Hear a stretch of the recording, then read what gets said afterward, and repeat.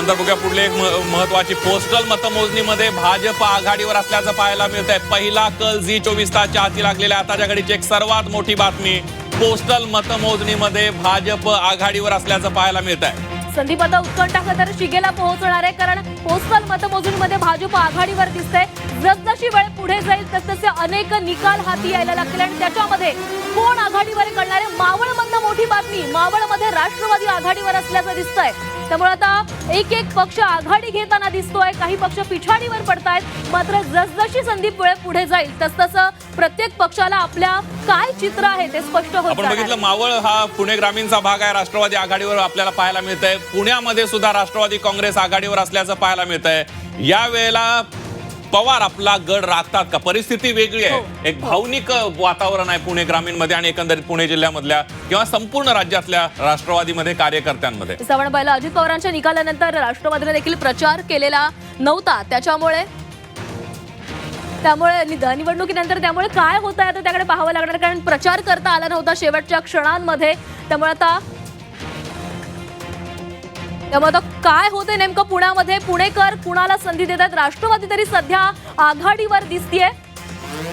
यानंतर बघूया पुढली एक महत्वाची आणि मोठी बातमी येते। सोलापुरात पहिला कल भाजपच्या बाजूने लागलेला आताच्या घडीची एक मोठी बातमी, राष्ट्रवादीचे जीवन जानकर पिछाडीवर आहेत। सोलापूरमध्ये पहिला कल भाजपच्या बाजूने आपल्याला यायला मिळते। एकीकडे भाजपसाठी आनंदाची बातमी आहे, पहिला आपण बघितलं पोस्टल मध्ये भाजप आघाडीवर गेलेली आहे, तर दुसरीकडे सोलापूरमध्ये पहिला कल भाजपच्या बाजूने जाताना पाहायला मिळतोय। सोलापूरमध्ये खरं तर राष्ट्रवादीचं वर्चस्व होतं आणि आता कोल्हापूरमधनं महत्वाची बातमी, कोल्हापूरच्या 5 गावांमध्ये काँग्रेस आघाडीवर पाहायला मिळतेय। अनेक कल आता समोर येऊ लागलेले आहेत। कोल्हापूरमधून 5 गावांमधून हा कल काँग्रेस आघाडीवर आपल्याला पाहायला मिळतेय। यानंतर बघूया पुढले एक ब्रेकिंग बातमी, परभणीमध्ये एका जागेवर शिवसेना आघाडीवर असल्याचं पाहायला मिळतंय। परभणीत एका जागेवर शिवसेना सुरुवात करताना चांगली पाहायला मिळते।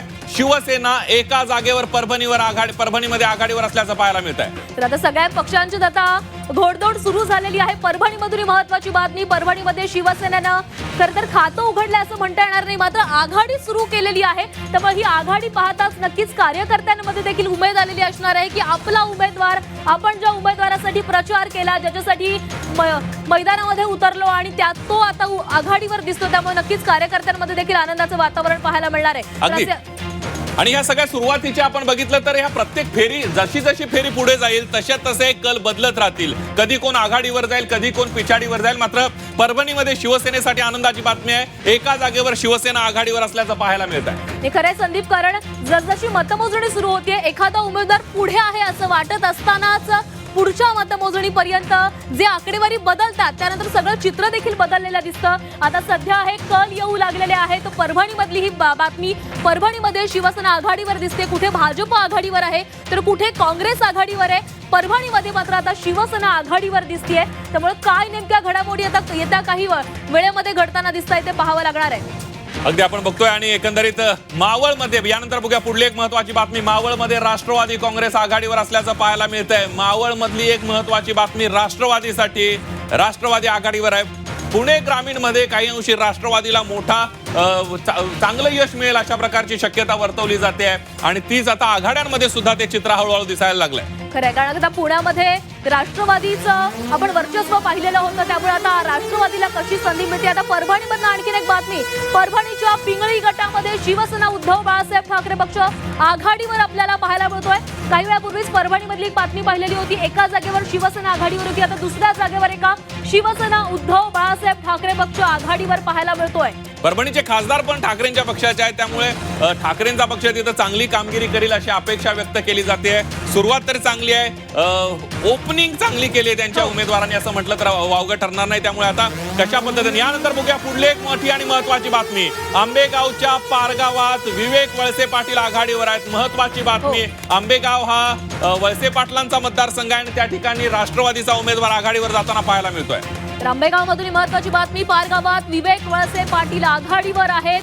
वळसे पाटलांचा हा बालेकिल्ला असं म्हटलं जातं आणि त्याच ठिकाणी धाराशिव मधून आता एक महत्वाची बातमी, धाराशिव मतमोजणी केंद्रावर गोंधळ झाल्याचं पाहायला मिळतंय। धाराशिवमधून आताची महत्वाची बातमी आलेली आहे. मतमोजणी सुरू आहे, मात्र आता मतमोजणी सुरू असतानाच केंद्रावर काहीसा गोंधळ झालेला आहे. खरं तर मतमोजणी केंद्रांवर मोठ्या संख्येनं पोलिसांचा बंदोबस्त देखील असतो. कार्यकर्ते खरं तर मोठ्या संख्येनं त्या ठिकाणी आलेले असतात, त्यामुळे गोंधळाचे प्रकार घडत असतात. आता धाराशिवच्या मतमोजणी केंद्रावर देखील गोंधळ झालाय.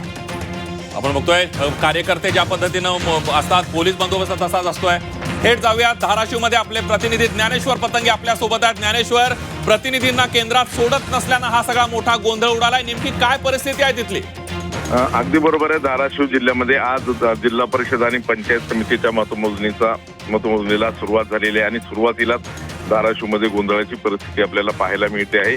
सकाळी 9:30 वाजता मतमोजणी केंद्रात प्रतिनिधींना बोलवण्यात आलं होतं, मात्र पोलिसांनी त्यांना बाहेर अडवल्यामुळं खऱ्या अर्थानं हा गोंधळ झाल्याचा पाहायला मिळतोय आणि यावेळी पोलीस आणि कार्यकर्त्यांमध्ये बाचाबाची झाल्याचं देखील आपल्या निदर्शनास येतं. सगळ्यात महत्वाची गोष्ट म्हणजे प्रशासनाचा ढिसाळपणा या निमित्तानं समोर आलेला आहे. भाजप किंवा सत्ताधारी पक्षांना आम्हाला बाहेर ठेवून निकाल लावून घ्यायचा का, अशा पद्धतीचा आरोप देखील प्रतिनिधी किंवा राजकीय पक्षाचे कार्यकर्ते करताना दिसतात. दुसऱ्या बाजूला प्रशासनाचं असं म्हणणं आहे की टप्प्याटप्प्याने त्यांना आतमध्ये बोलवलं जाईल. ज्या किंवा गटाची मतमोजणी असेल त्यावेळेस त्यांना आत बोलवलं जाणार असल्यामुळं हा सगळा गोंधळ झालेला पाहायला मिळतो आहे.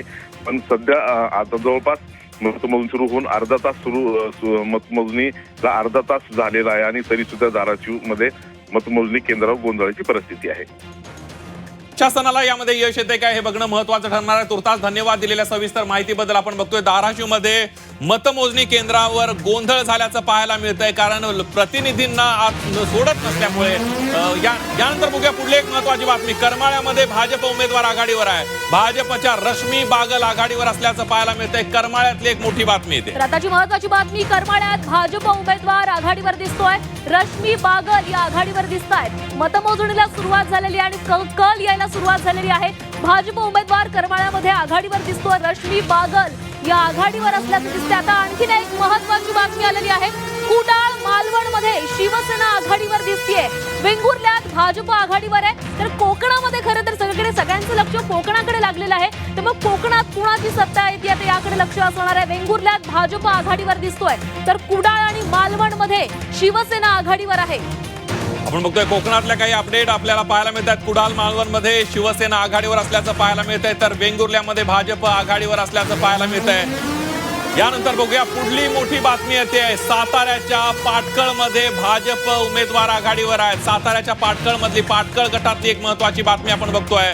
साताऱ्याच्या पाटकळमध्ये भाजप आघाडीवर आहे, कारण साताऱ्यामध्ये मोठी ताकद आहे शिवसेना भाजपची. आपण बघितलं तर 2 राजे भाजपमध्ये आहेत आणि त्यांची एक मोठी ताकद आहे. आता आणखीन एक महत्वाची बातमी आली आहे. लातूरमध्ये काँग्रेस आघाडीवर दिसतोय. खरं तर काँग्रेसचा हा बालेकिल्ला लातूर मानला जातो. अमित देशमुखांची प्रतिष्ठा तिथे पणाला लागलेली आहे आणि आता सुरुवातीच्या कलांमध्येच काँग्रेस आघाडीवर पाहायला मिळतेय. आणि निलंगेकर, संभाजी पाटील निलंगेकर आणि अमित देशमुखांमध्ये जे आरोप प्रत्यारोपांच्या फैरी लागलेल्या होत्या, त्यामुळे लातूरची झेडपी जी आहे ती मोठ्या प्रमाणावर राज्यभरात चर्चेला आली होती.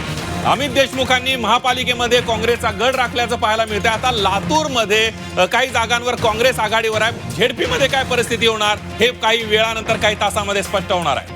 आताची लातूरमधून महत्वाची बातमी. लातूरमध्ये काँग्रेस आघाडीवर आहे. सुरुवातीचे कल यायला ही सुरुवात झालेली आहे आणि आता लातूरमधूनच ही महत्वाची बातमी. लातूरमध्ये काँग्रेसनं आपलं ही घोडदौड सुरू केलेली आहे. काँग्रेस आघाडीवर आपल्याला पाहायला मिळतेय. आता आणखीन एक महत्वाची बातमी समोर आली आहे. लातूरमध्ये काँग्रेस आघाडीवर पाहायला मिळतेय. लातूर महापूर गटामध्ये काँग्रेस आघाडीवर आहे. यानंतर बघूया पुढली एक महत्वाची आणि मोठी बातमी येते. गडहिंग्लजमध्ये जनसुराज्य पक्ष आघाडीवर असल्याचा पाहायला मिळतं. आताच्या घडीची सगळ्यात मोठी बातमी. जनसुराज्यचे अनिरुद्ध रेडेकर हे आघाडीवर आहेत.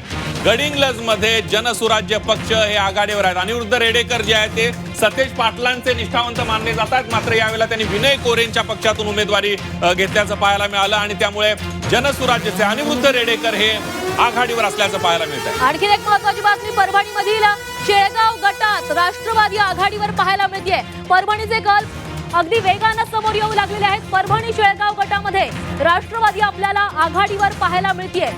तर 12 जिल्हा परिषद आणि 125 पंचायत समितींची ही मतमोजणी सुरू झालेली आहे. त्यानंतर आणखी बघूया एक पुढली महत्त्वाची एक मोठी बातमी. पुण्याच्या खेडमध्ये राष्ट्रवादी आघाडीवर असल्याचं पाहायला मिळतं. आताच्या घडीची सगळ्यात मोठी बातमी. टपाल मोजणीमध्ये राष्ट्रवादी काँग्रेस आघाडीवर आहे, तर खेडमध्ये राष्ट्रवादी काँग्रेस, खेडमधल्या ज्या पुणे ग्रामीण मधल्या आपण सगळ्या हो. जागा बघतोय, या सगळ्या पुणे जिल्ह्यातल्या जेडपीच्या जागांवर राष्ट्रवादी आघाडीवर असल्याचं पाहायला मिळतंय.